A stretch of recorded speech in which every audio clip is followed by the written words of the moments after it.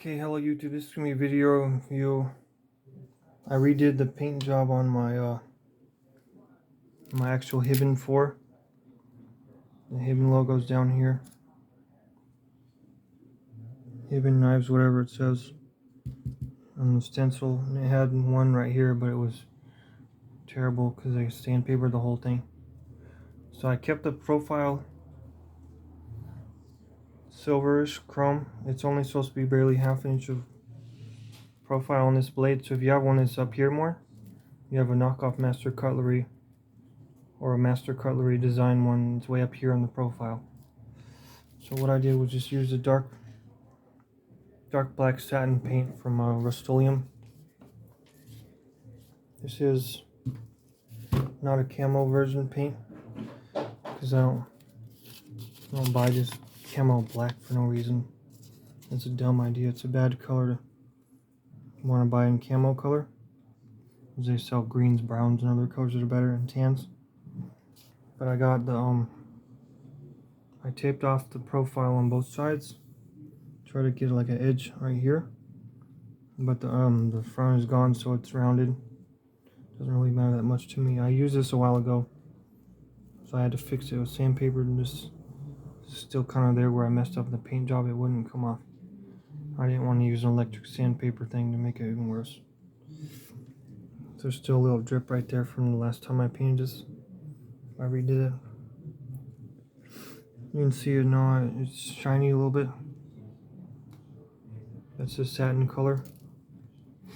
The paint job looks good this time. And if I don't put it in the Kydex sheath right away, it might not take the paint job off. It probably still will, because it's going to get stuck a little bit in some spots. Just a redo on the spray paint job on my real Hibben 4 that actually has markings on it. I think I painted over the marking that was here, but that was a dumb marking. The only marking that I like is down here. It's kind of already old. This is rust on it. I didn't spray paint the end. It says designed by Joe Hibben, whatever, down here. This is United Cutlery one. United Cutlery ones have that style. Little knife logo as their Hibben design knife. The other ones don't.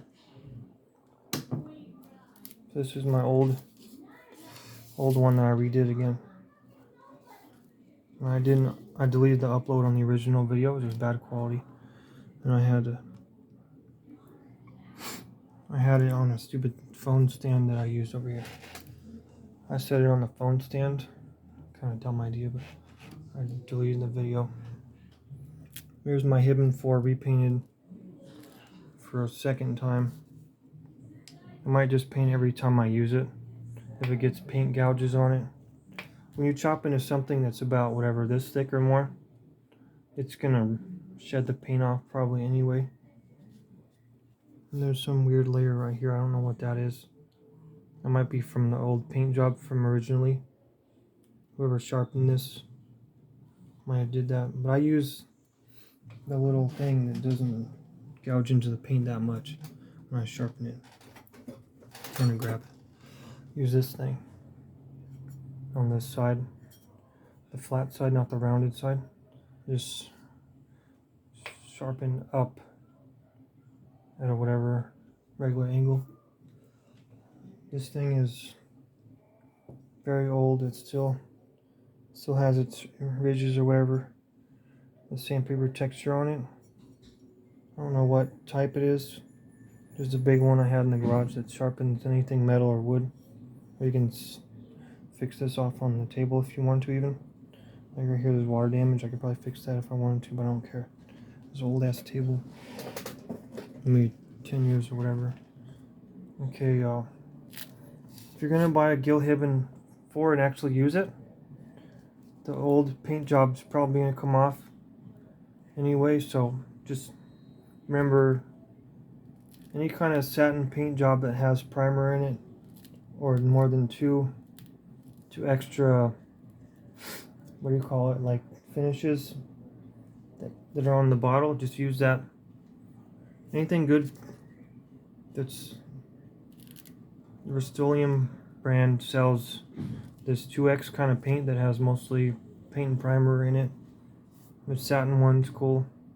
It makes it kind of look like the Rambo 5 one.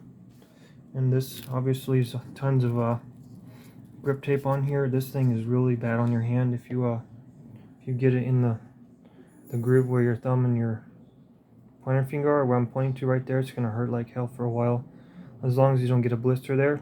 So I did double up the material on the very thumb part in the groove. This grip tape is soft and sticky only on one side, not the stupid kind you use for baseball bats or hockey pucks or hockey sticks. I mean, you can get, it's tactical grip tape, so it's different than the other stuff, kind of, and it's not super expensive because it's on Amazon and you can get it the next day or whatever. I like the green color better than the regular stupid black only color ones. You might have to pat it even more than this if your hands are not as strong, not used to something that's just a big old chunk of metal as a grip. This amount that I have on here still is probably gonna hurt my hand if I chop a lot of palm trees down. Right now I have 3 or 4 of the, like, who knows, 50-foot tall queen palms in the backyard, so they're branch things like hang down and just hang there for a while until they're hot, touching the ground almost enough so you can try to grab them. And even if you do pull them, you can't get them down even with like 2 people pulling like 400 pounds of weight on it. I can try pulling at 170 pounds and sometimes they will not fall down. You're pulling a big old chunk that's on the end of the tree, that's actually at the top of the tree, and then there's a big old piece, it's like whatever, 3 to 4 foot of a chunk that's holding onto the tree with a big old U-shaped piece on it. And that piece will not usually come off when you pull it down. But this is my palm tree chopper right here.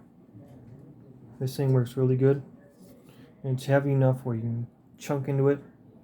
The big pieces of palm tree have a U-shape in them that's where it's curved in the branches or fronds you call them, and you just put it sideways and then chop into it at the angle where the U-shape's like this, and then you can get a triangle into that, and then you flip it around again and like have the other side of it, so you have a triangle on both ends.